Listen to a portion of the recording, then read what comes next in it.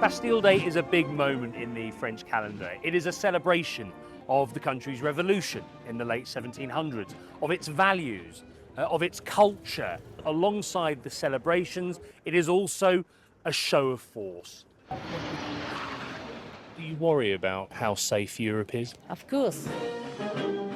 We have a land war going on in Europe for the first time since the Second World War. When we are doing nuclear operations, we have to do that with precision as well.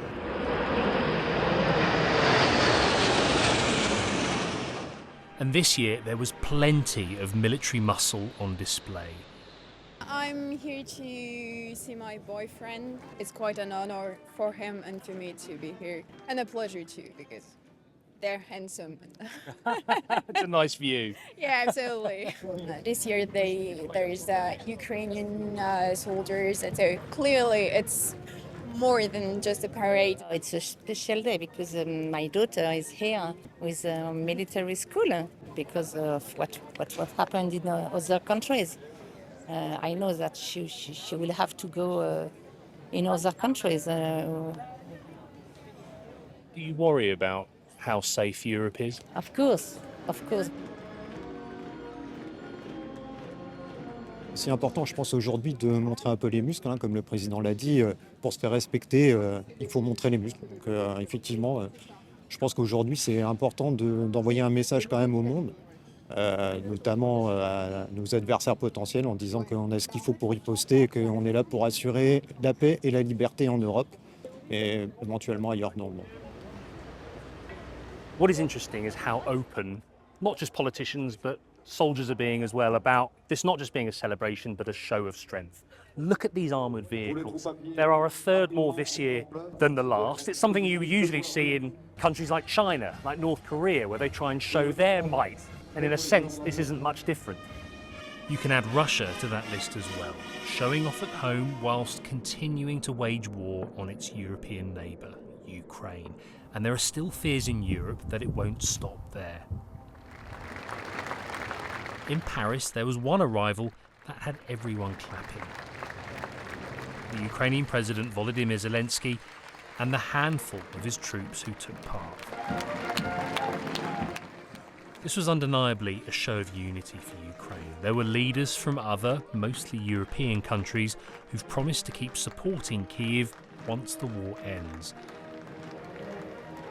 What also caught the eye were these drones, the latest battlefield weapon which has changed how wars are fought. So coming through now, you can see the British contingent. They're from the Grenadier Guards, and it's the first time in around 20 years that they've marched alongside their French counterparts. They're part of what's called the Coalition of the Willing, these other countries, including France, mostly European nations, that have said, right, we're going to work together and we're going to try and sustain some kind of peace in Ukraine once the war ends. It's undoubtedly a show of unity, but there are still big questions over how capable they are to bring security, to bring peace to Ukraine without America. Whose president, Donald Trump, isn't as invested in European security as those in Paris today. Bonjour. Good morning. Bonjour. Bonjour. France has also offered to protect the whole continent with its own nuclear weapons in the hope it'll put off countries like Russia from attacking it in the future. Colonel Xavier Rival is responsible for one of the air bases that can launch them.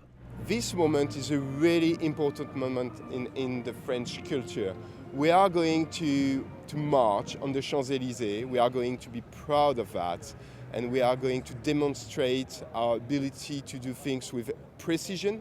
And when we are doing nuclear operations, we have to do that with precision as well. So that's why marching on the Champs-Élysées is really important for us today. We're now walking up the Champs-Élysées to meet the Deputy General of the French 1st Division. And interestingly, he's British. We have a land war going on in Europe for the first time since the Second World War. It's concerning. Our job is to be ready for what may be asked of us. Although, I should stress, we are a collective defence organisation. We don't pose a threat to anybody. Outside all of the ceremony, there has been some substance.